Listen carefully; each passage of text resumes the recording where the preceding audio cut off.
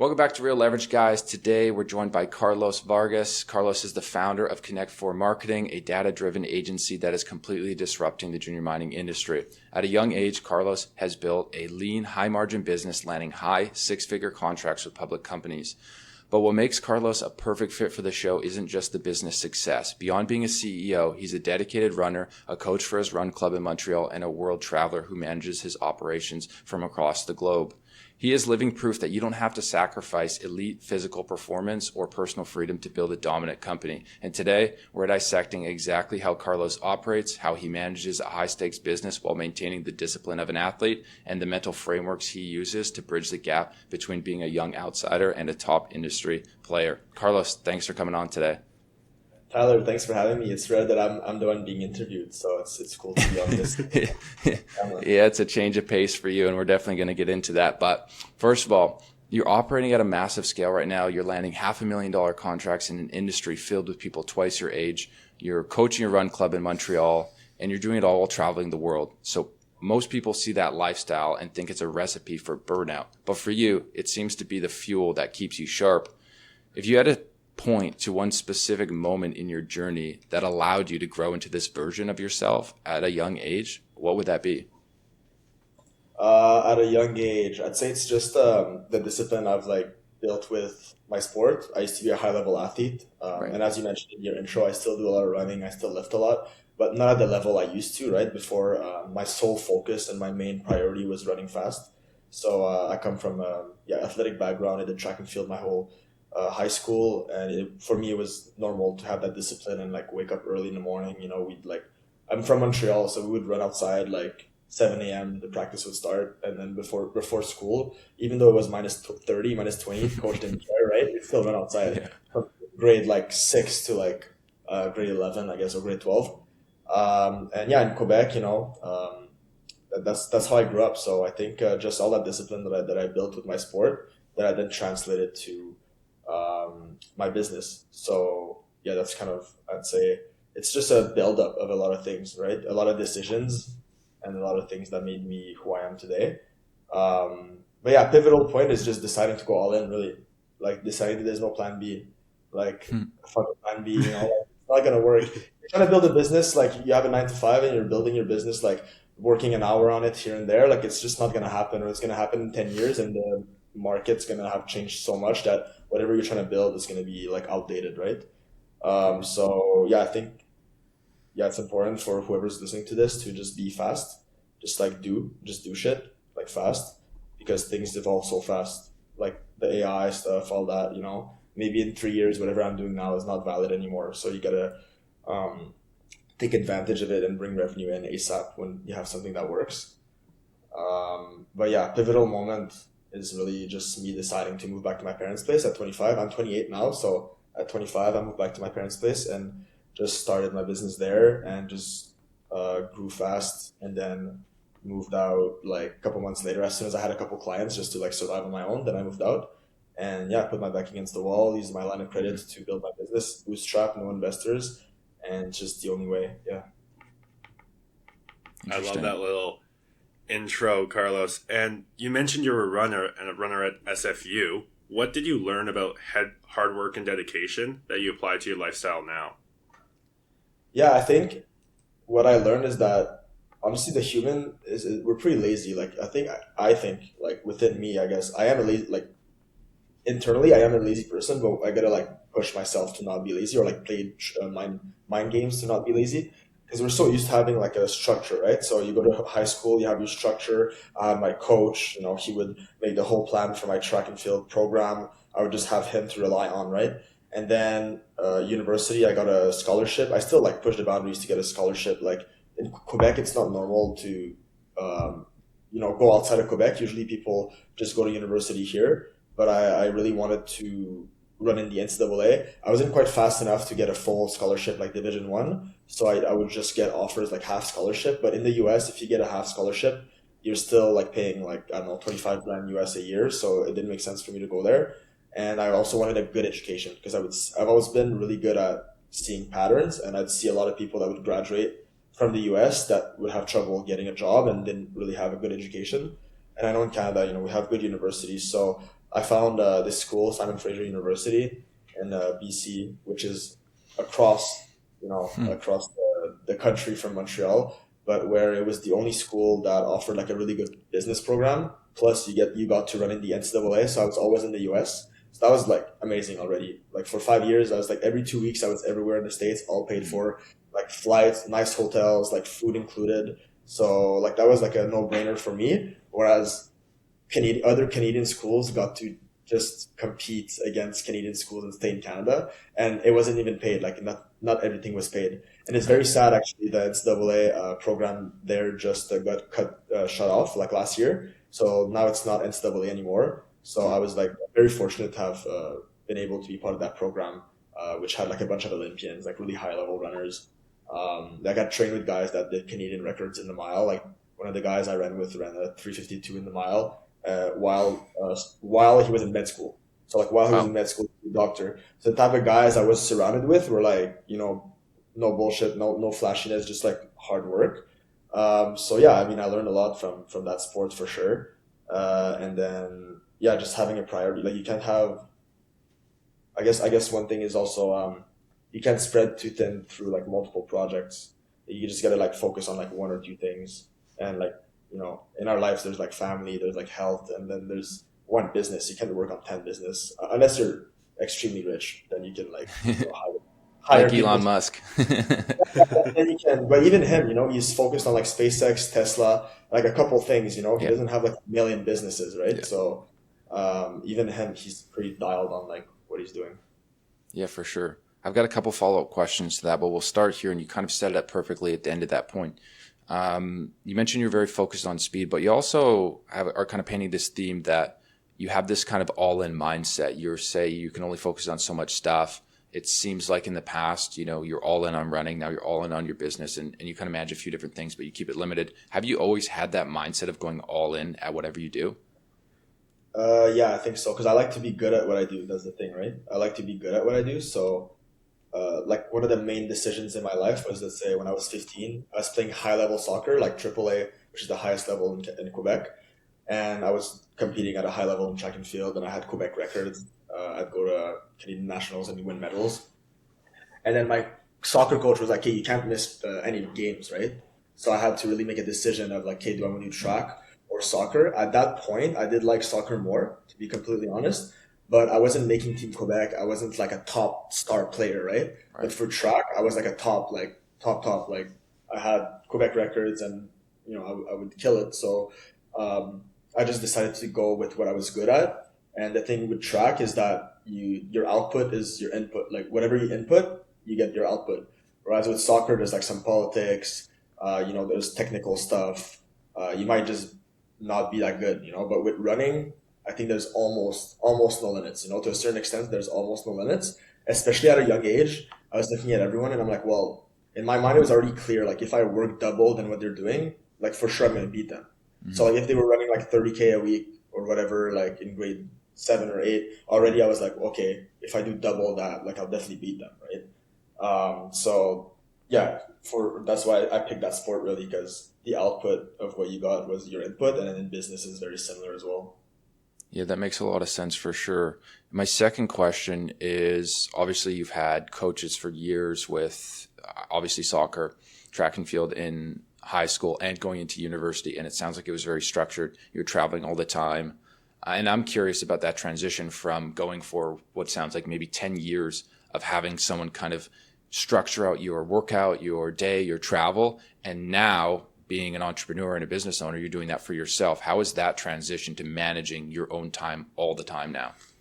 Yeah, for managing my own time, you gotta, like I said, put your back against the wall. And one of the reasons, it's maybe not the right reason, and maybe some entrepreneurs won't agree with me, but one of the reasons why I hired my first employee is because I was getting sloppy, and I was getting kind of unstructured, and I was getting like starting to start work at like 11 a.m. As soon as I started getting a bit like of clients, it was easy for me to train all morning because I love training. Like for me, a perfect day for me would be like I'd be training almost all day. So like I was starting to start work later, like not be very structured, and I knew if I had an employee, it would kind of legitimize my business. And if I have an employee, it would push me to be like, okay, well, at 9 we're starting. Like I need to work with him and we need to work together. And I'm also paying money out of pocket as a payroll employee, not a contractor, like knowing I need to bring money to pay them every month. So it would kind of like push me to the next level. So that's really why I hired my first employee. It's kind of a selfish decision, but also it's great because I mean, this person got to, he was actually a guy that went to SFU with me in Vancouver, and I flew him over to Quebec, and he got to come live here. He still lives here now. He works for another company, and he was a great asset to me. And we're still like very close. He did a lot of contracting work for me still. But yeah, that was my first employee, and I just like went all in on him, and his skills, like his technical skills and back end work that he was doing was perfect for me because I was more the front end guy. So yeah. Interesting. You mentioned multiple times already that you've recognized patterns in people and in business. How has your pattern recognition developed over time? Because as entrepreneurs, that's probably one of the most important skills and assets you can have. Yeah, I just see like I'll be looking at people that are successful and identify patterns of what works, and then I also look at where they're fucking up. So I used to work for a IT company, and yeah, they did some stuff that was right, but a lot of things, some stuff that they were doing, I didn't agree with, and I learned through them what not to do. Like, hopefully this person's not watching the podcast, but I learned what not to do. And to be honest with your clients, like a bunch of stuff, and for longevity, you want to have the lowest turnover rate. And so that's just an example of like a pattern that I've seen where like a lot of marketing agency, you'll see all the bullshit online, right? All the stuff on Instagram, like, hey, we'll do lead generation or AI stuff, or hey, we have this system and all that. And this is the new pyramid scheme, actually, the new pyramid scheme where like, I'm going to coach you on marketing and you're going to coach your friends on marketing and they're going to coach their friends on marketing. You got to find 2 friends to coach, right? It's like basically a new pyramid scheme, right? These guys are not adding real value unless they have real clients in a real niche, which I'm sure some of them do and do learn real stuff. In that like type of marketing era that we are, people are always looking for new clients. Like their main pain point is they need a full-time sales guy to always get new clients. But like, think about it. Why do you always need new clients? That's because you're losing clients all the time, right? Whereas on our side, we've had clients that we've had for 3 years, like Avino Silver and Gold. Like we have them. This is the 3rd year we work with them. Like my goal is to just like give the best service and make sure they're happy and give so much value that's just like stupid for them not to stay with us. And then in the back end, it's my job to make it efficient and have my whatever I build them make sense to them and bring back value, right? So a lot of our clients never leave. Like it's very rare that I lose clients. At the beginning when I started, yeah, I lost clients because I would try new things and sometimes they wouldn't work.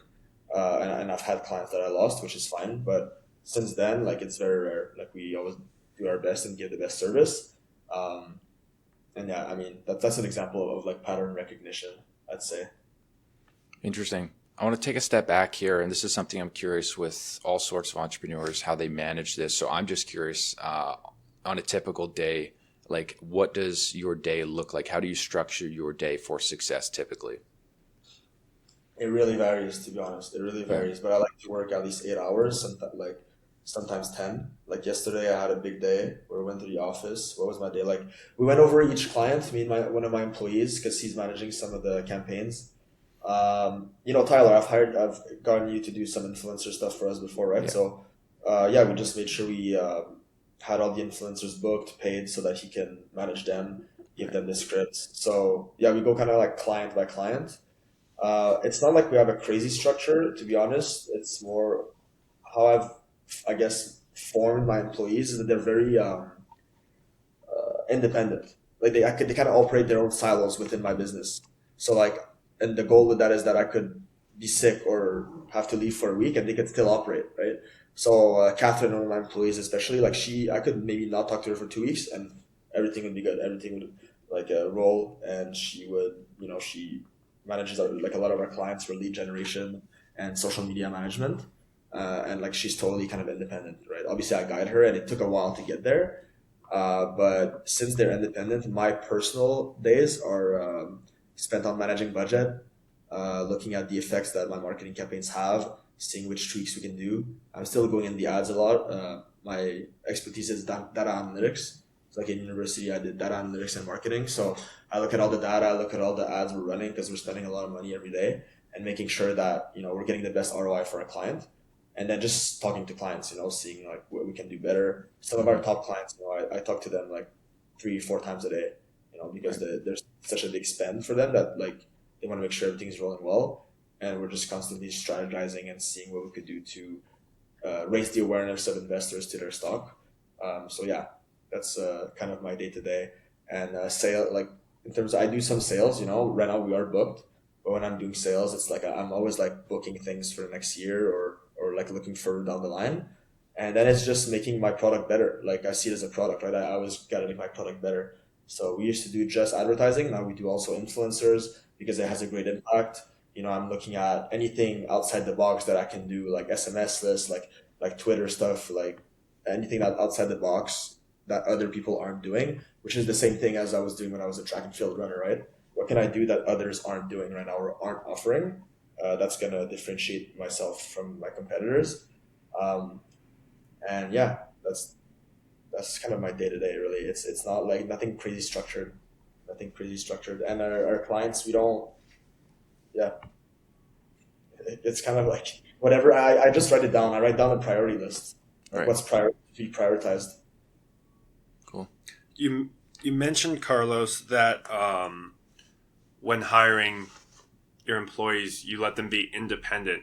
How did your mindset change when hiring employees? Because a lot of entrepreneurs hate to give up that control over their business. It's their baby. So how did your mindset kind of shift while hiring your employees to give up that control and trust? Yeah, but the thing is, you gotta. I'm just looking at really big businesses. Like a good business for me, a good business is a business where, and it's different than the boomers, right? For me, a good business is like a business where the owner can remove himself and it keeps rolling. So for me, if you build a really good business, you can remove yourself and everything keeps rolling. Whereas if you build not a bad business, but an unstructured business, like if you can't leave, right? So that's my goal, is always to figure out what I need to do or what I need to teach them to be able to remove myself. And also, one thing that really differentiates us actually, and why I'm gonna explain why I'm talking about this, is that I've done everything. So like I've done graphics, I've done video editing, I've done like landing pages, I've done everything like the groundwork like myself. So I know what it takes to do it. So then I know who to hire and how to hire and how to train them properly. Whereas most marketers or marketing agencies in our industry, they haven't done the work itself. They're just really good sales guys that have hired a team, but they don't really know what's happening like truly behind the scenes. They don't really go in the ads and know everything, right? Like because I've done everything, I kind of know how to hire properly, and then I know if like a contractor is bullshitting me. Like I know if someone's charging me $1,000 for some stupid thing that it's not worth that much. Like I'll tell them it's not worth that much, and we keep everything tight, right?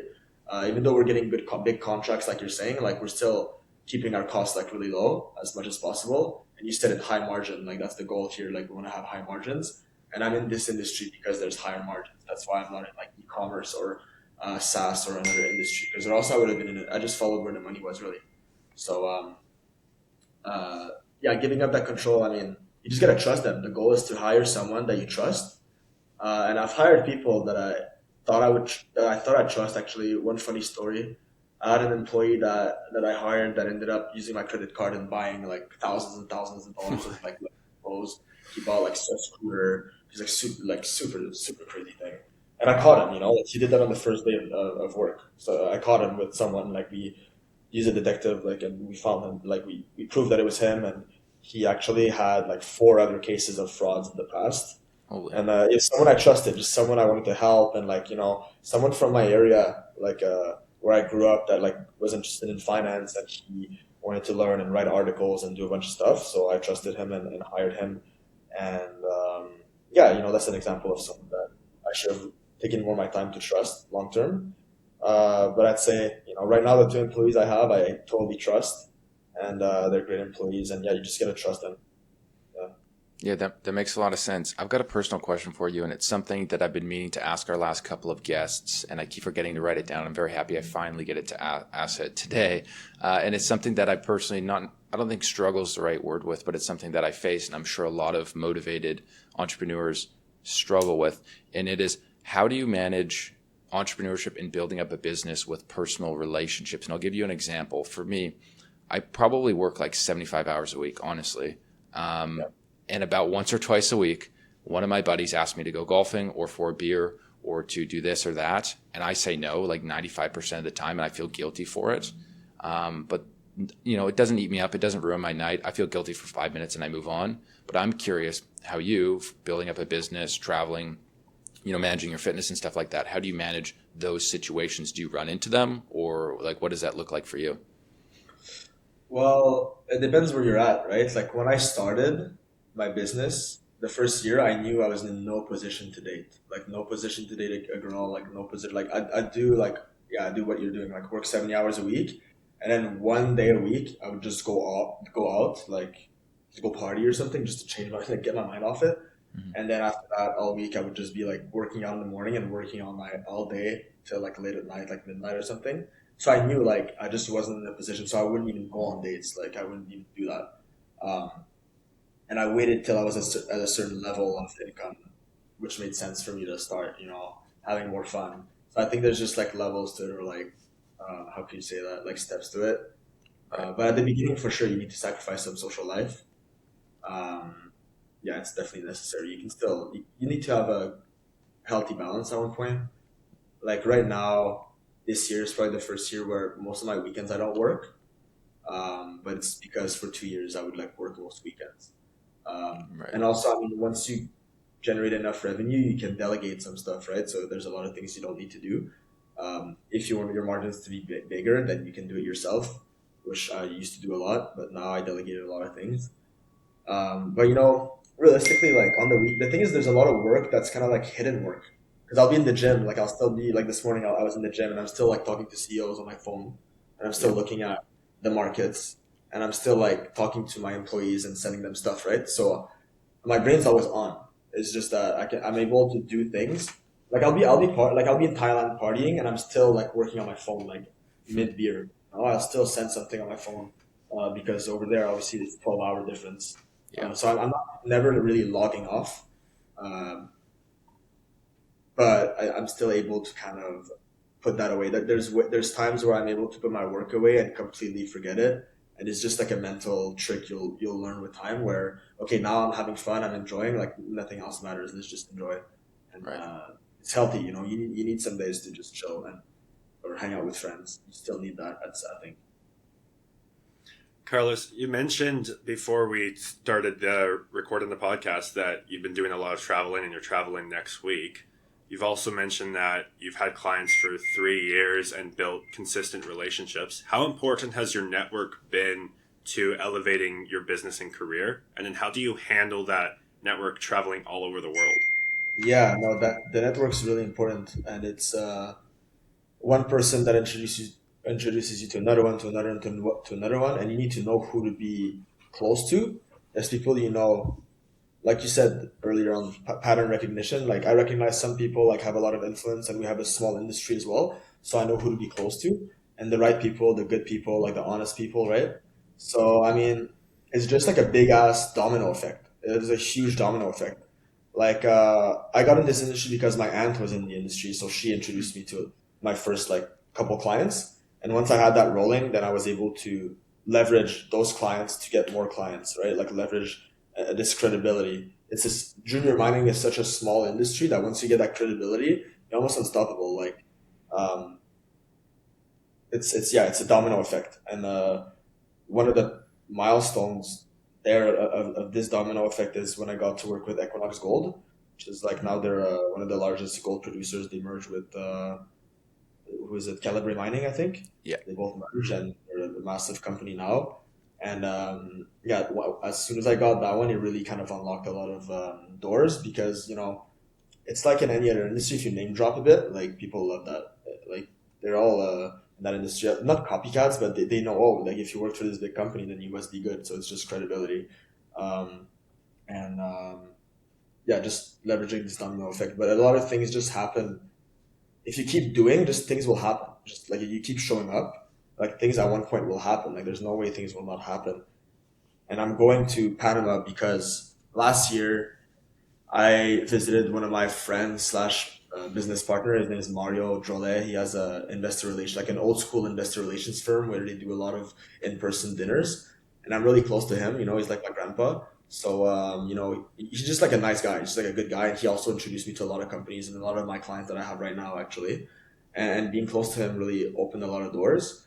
And, I visited him in Panama, and it's just crazy domino effect. Like I used to do running interviews. Have you guys ever seen my running interviews? We'd go for runs with CEOs and interview them. Yep. So I started doing that to really increase my visibility, like as a marketer, right? Like it's more of like marketing myself. Like obviously it's cool to do those CEO interviews, but really this is just a small piece of my business. So this was how to market myself in the industry. And it really opened a crazy amount of doors to do that. It was a hassle to do because it's such a big production cost. Like the margins were very small. Actually, the margins were almost like equal to what I would actually like get in exchange. But I knew like I was kind of marketing myself for free, right? It was paying for itself. And so to go back to the story, when I was in Panama last year and visiting Mario, we're sitting having a dinner together. And right next to us, there was this couple that spoke French. And we started talking to them, and it was Manuel Bali, who's the owner of the Swiss Mining Institute. And then he says, "Oh, I remember seeing your video interviews when you were running. I saw them on LinkedIn. Those are great, blah, blah." We started chatting. Next thing you know, we were hanging out together like every day there. And he needed a chairman for his conference. So he invited me to Switzerland. And so that's how I got like a foot in the door into that conference. And I've now gone to Zurich twice as a chairman. And also, pitched them the idea that I could do video interviews there, paid video interviews, and that's what we're doing next week in Panama. So we're doing video interviews with CEOs as a one-off service, and we're doing it a bit differently. We're gonna do some in a golf cart. So we'll be driving around in the golf cart doing those video interviews. A couple of them are like that. It's public companies. Some of them don't like to be flashy, so we also gave them the option to do the classic sit-down interview, which is a bit more like not boring, but a bit more classic. So some companies, they don't like to be flashy; they want to do the old school way. So we're kind of just delivering to them what they like, right? So network is honestly everything. You need to know everyone. You need to be nice to everyone. You need to you just be honest and transparent. Just transparency. Even if you fuck up, you gotta admit it and just say, hey, like the campaign didn't go well. It was bad, and that goes a long way. Yeah, interesting. I've got a question here, and it kind of seems like a reoccurring theme of this episode and getting to know you a bit better, Carlos. It is, you seem like a man of consistency. So I'd love for you to speak a little bit more to the importance of being consistent over a long period of time and the benefits that you've personally seen from doing so. Yeah, it's just like people in finance, right? Compounded interest. Yeah. Compounded interest is not just for money; it's also for time and effort. It just compounds through time. That's what with track and field is the same thing. When I realized that, when I was training at a high level, if I went really hard one day, like a crazy workout, which was an A+ workout, and the day after I had a C- workout, and then it was all inconsistent, that's when I would get injured, or which translated to our industry, maybe get burnt out or whatever. But then when I was just keeping a consistent B+ workout, like not killing myself, but very good effort, but consistency through years, that's when I got really better. And in university, that's what my coach taught me, and that's what she would show us. And she went to the Olympics. She's a great leader at my high school, at my university, sorry. And so just translating that to business, like you said, consistency, like you don't need to go like super hard every day, but if you do it through the years and do what you have to do through the years and always learn and always enhance your product and give good value to your clients, consistency, like over time, like that's when you're going to beat your competitors, or do well. I mean, there's enough space for everyone. Like I know personally all my competitors, like all the other marketing agencies, I know them personally, and all my friends. Like I don't see any issues with good competition, and there's like room for everyone. There's so many junior mining companies that have like really bad marketing and like that, like no one knows about them. So I mean, there's so much room for everyone here. Yep, that's fantastic. And Tyler mentioned one of the core themes is consistency. I think another one is your mindset that you always know you can do something better. How has that developed over time? Yeah, no, that's true. I mean, it stays the same. You can always do better, right? There's kind of no ceiling, and that's why I like That's why I like being an entrepreneur and having my own business, is because there's no limits really. And even this here, I'll show you something. This is I've had this since like I'm in high school. You read that? Yep. Yes, yeah. Yeah. Yes. This is like an old school like runner in the U.S. I've had this since I'm like maybe 13 or 14. Like my high school coach gave it to me, and it's like, man, there's no limits really. But like, there's no limits. So you got to give your best, and if you don't, I mean, you're kind of passing beside something. It can become toxic a bit. It can become toxic, so you don't want to fall in that trap that like, oh, I'm shit, like I gotta be better. But you gotta appreciate what you have, and know that you're good. No, but knowing still that there's always room for improvement, and it's just part of it. You can always improve, right? Yeah, interesting. I know we're approaching our time here shortly, and this may be the last question, depending on how quickly you answer it. But I'm curious, how do you personally manage fear? Landing $500,000 contracts. You used to do competitive racing in university, building, big, important connections and stuff. How do you manage fear personally? Well, it's just breaking the ice. And I'm gonna do again a parallel with track and field. But let's say it's your first big world stage race. You look at everyone, you're like super intimidated, and it's like very scary. You do it, but once you've done 3, 4, 5, 10, 20 of those, you show up and you're like, hey, it's just another day. It's just another day at the office, really. And so for me now, my first 100 grand campaign that I got, I was like super stressed, and I really like put all the odds in my favor to succeed. So I even barely made profits on it, to be honest, because I knew I wanted to just learn and make sure that it worked, because I was thinking long term, right? Whereas there's a lot of guys that I've seen come in this industry that land a client like that, and then I see them in Tulum the week after, right? And I'm like, hey, what do you guys what are you guys doing? And they don't deliver. And these guys are gone now. They're not in the industry anymore. Like I know a lot of these guys, they're not in the industry anymore. Like they're not like their longevity, just they had to switch industries, which is like already a red flag, right? But for me, it was, yeah, I want to be here. I'm not leaving anywhere. Like I'm going to stay in this industry for the next 10, 15 years, So um, until I retire, I'm going to be here. So it's just thinking with that longevity mindset. And so yeah, to get back to your question, managing fear is once you've done enough times, you know that you know what to do. Like I know exactly what to do and how to do it. And then, like I said earlier on, like being transparent, like as long as you're trying and you're doing your best, your client will see that. As long as like you're putting out content, you're putting out things, you're showing results, like in our marketing and doing what I'm supposed to do. There's times where it won't get reflected in the markets, like in the actual like stock market, right? Like where investors just don't like that story. Like there's some things that are less marketable than others, and just investors might not want to buy the stock, even though you've shown the story to millions of people, and they're the Right. right people. Like it might happen that it's just out of your control, or let's say war, right? Like right now, there's the war in Iran and all that. People are more scared to buy stocks. But this is something that's out of your control. So even if you have a big campaign running, the ROI might be lower, and this is just out of your control, right? So um, yeah, I mean, managed fear is just through repetition. It just becomes another day at the office. That's how you really feel. Yeah, definitely. That's amazing. Golden, go ahead. Hit him with the last question. No, I was going to say, we've talked about a lot today about how you manage fear, consistency, your growth mindset, and being better than everyone else. It seems like this has all come from running, and running has been the biggest impact in your life. Do you think anyone who wants to become an entrepreneur should really hone down and become competitive at a sport, and that will help translate to entrepreneurship? Or Not necessarily, but I think you need to be comfortable with being uncomfortable. So it doesn't need to be running, but just being able to do things that are not comfortable, because building a business is not you're gonna have uncomfortable situations. You're gonna have situations that are tough where you know, I don't know. You're gonna have bad times, right? So you need to be used to bad times, and you need to appreciate those bad times, because usually if you keep working, there's a good time coming after that. And then the opposite is true as well. When you're in a good time, careful, because there might be a bad time coming.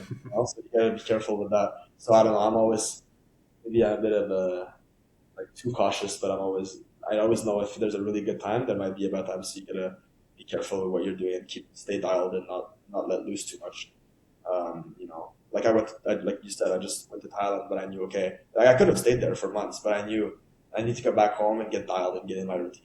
Like, I had to come back and do this. But I think, yeah, you don't need sport necessarily, but it could be just doing a cold plunge. But I'm crazy like that. I'll be like, if I'm not ready to do a cold plunge for 2 minutes this morning, then I'm not gonna be ready to like talk to a CEO and like grow my business really. If I can't get through just a 2 minute cold plunge, then how am I ready to do to grow my business? I might as well just go back to being an employee, which is like less stress. There's advantages to both, right? Like if you're an employee, it's amazing. Like you don't need to stress about these things. There's less risk. When you're done work, you're done work. You don't have to think about it, right? You have less of that stress on yourself. So there's pros and cons to both. But yeah, that's what I would say. You don't need to be an athlete necessarily.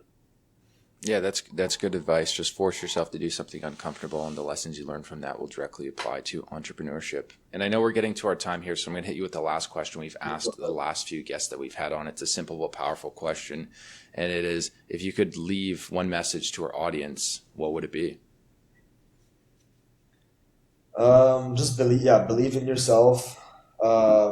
It's super cliche, but honestly manifest. Like write down what you want to do. Like write it down.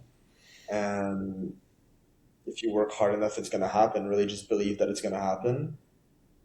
So like I said, it's very cliche, but I've written down all my goals and I've always achieved them, which is weird. It's like very weird when it starts happening repetitively. It's very, very weird. And then even speak it out to the world, like if you have a dream or you want to do something, speak it out to the world, to your parents, to your family, to everyone. And the other thing is, words have power. So don't even, let's say you really want something bad. Don't say like, if I accomplish this, say when, when I'm going to accomplish this. And it's just going to get in your brain and then it's going to happen like this for sure. If you keep working hard, it's going to happen. Don't be delusional and be like, hey, tomorrow I'm going to win the 100-meter race against Usain Bolt or some crazy thing like that. But like, don't be delusional, but something like that is achievable. Speak it into existence, really. Like I said, it's cliche. Everybody talks about manifestation, but it's a thing. It's not magic. It's just, I think psychologically it gets engraved in your brain, and then you need to do it, so it pushes you to do it. That's great advice. I think everyone that's listening should realize that all these like cliches that people always come up with aren't cliches. They're just facts. It's real. 100% the power of manifestation is real. We've talked about it on so many episodes. So thanks for that final note, Carlos, and thanks for coming on the Real Leverage podcast today. Of course. Yeah. Thanks for having me. Have a good rest of your day, guys.